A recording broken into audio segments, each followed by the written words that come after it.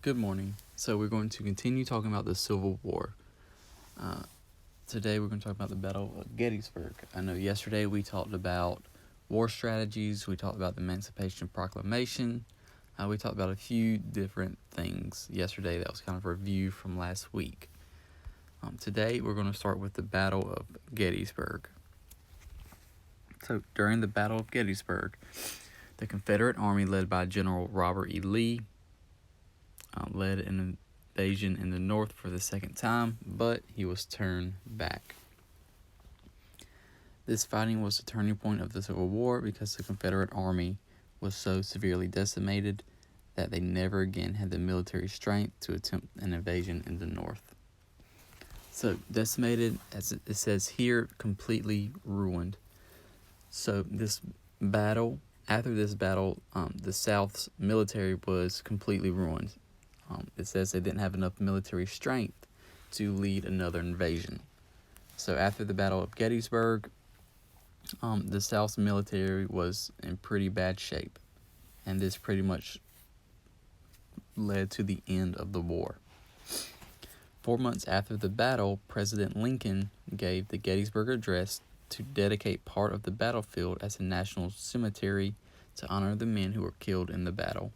The speech reminded everyone that the war was worth fighting because the Union and democracy needed to be preserved. So this address kind of reminded people how important it was to have this war, how necessary that it was because of how much the democracy needed to be kept.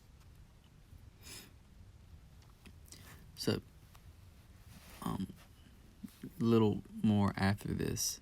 So it says 4 years of fight. After 4 years of fighting, the Confederate General Robert E. Lee surrendered to Union General Ulysses S. Grant in Northern Virginia.